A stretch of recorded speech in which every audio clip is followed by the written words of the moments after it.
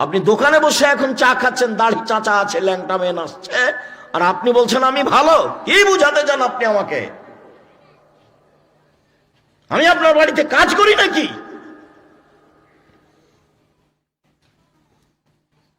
আপনি আমার দিনী ভাই, এইটাই আমি মনে করি আপনাকে। আপনার জন্য এসেছি আমি। 10 কিলোমিটার আশেপাশে, আপনি তো বহুদূরের কথা, হিন্দুকে আসতে হবে। হিন্দু হলে আমি তার কিছু না কিছু উপকার করবই করবো ইনশাআল্লাহ। 90 সাল থেকে না, দীর্ঘ 35 বছর আমি কোনোদিন অপ্রয়োজনীয় বাক্য বলিনি। আমি মাঝহাব নিয়ে কথা বলিনি, ওই পাতায় পড়ি না, ও পাতা আমি ছিঁড়ে দিয়েছি। কেউ আমাকে গালি দিলে আমি তার উত্তর দিই না। ইবাদতের জগতে সবচেয়ে শক্তিশালী ইবাদত দান। এর চেয়ে শক্তিশালী ইবাদত পৃথিবীতে নেই ইবাদত হিসাবে। এরপরে সালাত যদি না থাকে তাহলে এ দান বাতিল বলে গণ্য হবে। তার নাম সালাত। দানের হাতে থাকবেন, উমরা নয়। সব রমজানে উমরা করতে চলে যাচ্ছে, তো কয়েক হাজার বার যদি উমরা করে, তওয়াফ করে, তো মায়ের কোনো উপকার করতে পারবে না। শোনেন, সালাত আদায় করে জান্নাত পাওয়া যায়, জান্নাত কিনা যায় না। হজ করে জান্নাত পাওয়া যায়, জান্নাত কিনা যায় না। সিয়াম পালন করে জান্নাত পাওয়া যায়, জান্নাত কিনা যায় না। তাসবিহ তাহলিল জিকির আজকার করে জান্নাত পাওয়া যায়, জান্নাত কিনা যায় না। জান্নাত কিনার একটাই পথ, টাকা। টাকা দিয়ে জান্নাত কিনা যায়। আল্লাহ বলেছেন, আমি জান্নাত তৈরি করেছি, তোমার জান এবং তোমার মালের বিনিময়ে আমি জান্নাত বিক্রি করে দিলাম, যাও। তো দিন মজুরি কাজ করলে তো সন্ধ্যায় টাকা শেষ, আপনি অসহায় মানুষের পাশে দাঁড়াবেন কি দিয়ে? চাকরি যদি করেন তো স্বাভাবিক 25 দিনে টাকা শেষ, 5 দিন তো ধার কর্জে গেছে, তো আপনি কি দিয়ে কি করবেন? আর যদি জমি চাষ করেন বা লটকল, তাহলে তো খুব একটা কাছাকাছি, লটকলও ব্যবসা হতে পারে ভালো। তো জমি চাষ করেন যদি, তাহলে সমান সমানই আছেন, লস আছে। এবার থাকলো ব্যবসা, তো ব্যবসার এত মান কেন? নবীর সাথে থাকা যাবে কেন? ব্যবসায়ীরা তো বুঝতে পারে না যে এত দাম কেন। তো শুধুমাত্র ব্যবসা করেই অসহায় মানুষের উপকার করা যেতে পারে। কার? অসহায় মানুষের উপকার করা যেতে পারে ব্যবসা করে, অন্য কোনো পথ দিয়ে পারা যাবে না। আর খুব রিস্ক নিয়ে ব্যবসা করতে হবে। ব্যবসার মূল জিনিসটা বৈধ থাকলে ব্যবসা বৈধ, আর যা আছে যেখানে যা টাকা লাগবে লাগুক। সম্মানিত দিনী ভাই বোন, বলছিলাম সালাত এমন একটি ইবাদত যার উপরে নির্ভর করে অন্য অন্য ইবাদত। সালাত যদি কবুল হয় বাকি ইবাদত কবুল হবে, সালাত যদি কবুল না হয় তাহলে বাকি ইবাদত কবুল হবে না। তোমাদেরকে ওনারা মনে হয় সামনের দিকে আসতে বলছে, তো দেখো তোমাদের সামনে জায়গা থাকলে আসো। ভাইজান, আপনাদের সামনে যদি জায়গা থাকে তো একটু আগে আসেন।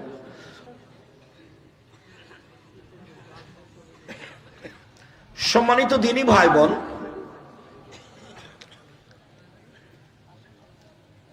আবু হুরায়রা রাদিয়াল্লাহু তাআলা আনহু বলেন, সালাত 3 ভাগে বিভক্ত। আর তহুর 16 অজু হলো 3 ভাগের 1 ভাগ, ও রুকু 16, রুকু হলো 3 ভাগের 1 ভাগ, ও সুজুদ 16, সিজদা হলো 3 ভাগের 1 ভাগ। ফমালা তাহবে হাক্কা, কেউ যদি ঠিক ঠিক এই 3টা পালন করে তাহলে তার সালাত কবুল করা হবে, সব ইবাদত কবুল করা হবে। অইন রদ্দাত আলাইহি সালাতুহু, আর যদি সালাত তার প্রত্যাখ্যান করা হয়, এই 3টাই কোনো জায়গাতে ত্রুটি থেকে যায়, তাহলে সালাত বাতিল হবে। তখন সব ইবাদত বাতিল হবে। 1 ওযু, 2 রুকু, 3 সিজদা। তো এখানে 2-1টা কথা বলে আমরা সামনের দিকে চলে যাই। ওযু, রাসূল সাল্লাল্লাহু আলাইহি ওয়াসাল্লাম বলছেন, আমি একটা আমলের কথা বলে দেব যাতে পাপ মিটে যাবে, মান বেড়ে যাবে, যাতে পাপ মিটে যাবে, মান বেড়ে যাবে। হ্যাঁ বলেন দেখি, ভালো তো কথা, বলেন সেটা কি? তখন আল্লাহ রাসূল বলছেন, ভালো করে ওযু করলে পাপ মিটে যায়, মান বেড়ে যায়। পায়ে হেঁটে মসজিদে গেলে পাপ মিটে যায়, মান বেড়ে যায়। সালাত আদায়ের পরে আবার সালাতের জন্য অপেক্ষা করলে পাপ মিটে যায়, মান বেড়ে যায়। বা সালাত আদায় করে জিকির আজকার করলে পাপ মিটে যায়, মান বেড়ে যায়। একদা আমাদের নবীকে আল্লাহ বলছেন, মোহাম্মদ, জি, ওপরে কি নিয়ে হইচই হয়েছে বলতে পারেন? হ্যাঁ পারি। কাফফারাত, মানুষের পাপ কিভাবে মিটে যাবে এ নিয়ে হইচই হচ্ছে। সাপ ফেরেশতারা বলছে, আমি জানি কি করলে পাপ মিটে যাবে, মান বেড়ে যাবে। এক, সুন্দর করে ওযু করলে পাপ মিটে যাবে, মান বেড়ে যাবে। দুই, পায়ে হেঁটে মসজিদে গেলে পাপ মিটে যাবে, মান বেড়ে যাবে। তিন, সালাতের পরে জিকির আজকার করলে, তাসবিহ তাহলিল করলে পাপ মিটে যাবে, মান বেড়ে যাবে। এরপরে বলছে, মান ফালা আশা বেখাইরিন মাতা বেখাইরিন, যে এমনটা করলো তার মরে যাওয়া ভালো, তার বেঁচে থাকা ভালো, তার মরে যাওয়া ভালো, তার বেঁচে থাকা ভালো, তার মরে যাওয়া ভালো, তার বেঁচে থাকা ভালো। এক, সুন্দর করে ওযু করলো।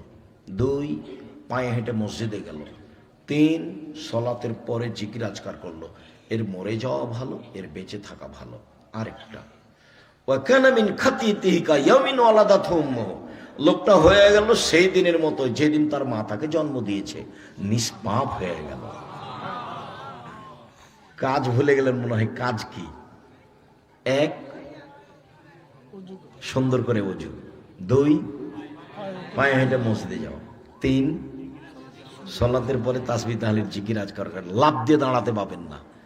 গেছেন পরে আবার লাফ দিয়ে উঠে আসছেন কেন সালাম ফিরার পরে? ওটা হলো নোংরা আচরণ। যেমন বক্তব্য যখন শুরু হয় তখন সব দোকানপাটে থাকে, এখন জিলাপি কিনছে, আজকে এখন জিলাপি কিনতে হবে। এগুলো হলো ইতর শ্রেণীর মানুষ। খারাপ লাগে বেটা? খারাপ লাগে কেন? আমি তো কোরআন হাদিস শুনতে বলতে চাই। আমি সেই চাঁপা রাজশাহী থেকে এসেছি কত কষ্ট করে। আমি আসলে কুলাতেই পারছিলাম না, সেই জন্য আমি স্টেজে চলে এসেছি। আমি তো আপনার জন্য এসেছি। আপনি ওখানে আছেন বসে, মানে আপনি কি দেখাতে চাচ্ছেন, কি বুঝাতে চান আপনি? আপনি কি মনে করেন আমি তাফসীর মাহফিল করতে এসেছি? আপনি কি মনে করেন আমি টাকার সুবাদে এসেছি? আমি আব্দুর রাজ্জাক বিন ইউসুফ 90 সাল থেকে মাঠে আছি। কোনো মায়ের বেটা বলতে পারবে না যে আব্দুর রাজ্জাক আমার কাছে পথ খরচ পাথেও চেয়েছে। আমি জিন্দেগি তার কোনোদিন মুখ খুলবো না প্রমাণ হয়ে গেলে। 90 সাল থেকে না আজ পর্যন্ত কোনোদিন কোনো মানুষকে হিসাব করে একটা বাক্য বলতে হবে ধর্মের নামে, এরকম প্রয়োজন আমার হয়নি, আলহামদুলিল্লাহ।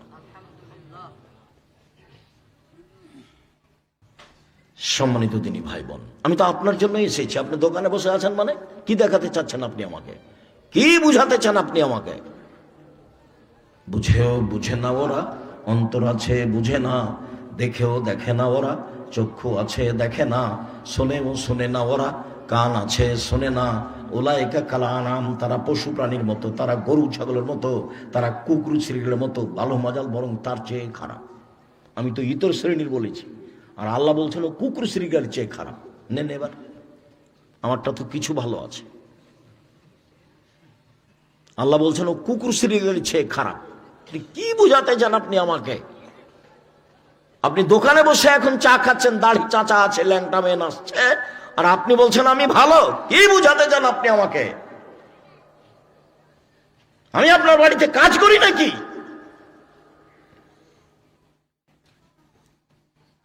আপনি আমার দিনী ভাই, এইটাই আমি মনে করি আপনাকে। আপনার জন্য এসেছি আমি। 10 কিলোমিটার আশেপাশে, আপনি তো বহু দূরের কথা, হিন্দুকে আসতে হবে। হিন্দু হলে আমি তার কিছু না কিছু উপকার করবই করবো ইনশাআল্লাহ। 90 সাল থেকে না, দীর্ঘ 35 বছর আমি কোনোদিন অপ্রয়োজনীয় বাক্য বলিনি। আমি মাঝহাব নিয়ে কথা বলিনি, ওই পাতাই পড়ি না, ও পাতা আমি ছিঁড়ে দিয়েছি। কেউ আমাকে গালি দিলে আমি তার উত্তর দিই না।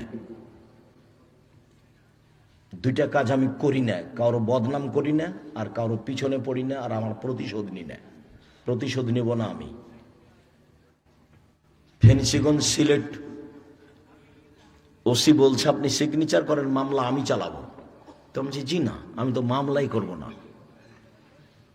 আমি তো প্রতিশোধ নিই না মানুষের, আমি প্রতিশোধ নিব না। আমার জীবনের ত্যাগ, এবং মানুষের পিছে পড়বো না। সে আমাকে যা বলেছে বলেছে, ধুয়ে ছেড়ে দেখ না কেন, আমি তার মুখের, আমি তার নামটাই মুখে নি না। যাকে আমি বলেছিলাম যে আপনাকে আমি মানুষই মনে করি না, আমি বসবো কি? তার মানে ও সব সময় বলে আসেন বাহাসে বসেন, কোথায় বসবেন বসেন, বাড়িতে বসবেন, শুধু খালি দিন রাতে কথা বলে। তা আমি নিরুপায় হয়ে বলেছি আপনাকে আমি মানুষই মনে করি না, তুমি বসবো কি? বিরক্তির এক পর্যায়ে আমি এই বাক্যটা ব্যবহার করেছিলাম। আসলে আমার এটা ইচ্ছা ছিল না। মানে এই যখন তখন খালি রিং দিয়ে কথা বলে যে আপনি আমার বাসায় বসবেন বসেন, আপনার বাড়িতে বসবেন বসেন, অথচ আমি কোনোদিন ওই পাতাই পড়ি না। দেখেন দীর্ঘ 35 বছরে কোনোদিন আমি কারো নাম নিয়ে, কোনো মাঝাব নিয়ে, কোনো দল নিয়ে কথা বলেছি নাকি? আমাকে যদি কেউ জিজ্ঞাসা করেছে মাঝাব মানা কি, তখন আমি বলেছি যে বিচারের মাঠে যদি ইমাম আবু হানিফা রাহেমাহুল্লাহকে আল্লাহ বলেন, ইমাম আবু হানিফা তুমি কি কাউকে বলেছিলে যে আমাকে মেনে চলো? তো ওই সময় যদি উনি বলেন না আমি কাউকে বলিনি, তখন আপনার কি হবে? আমি এইটা বলেছি উত্তরে। আমি মানা না মানা কথা বলিনি।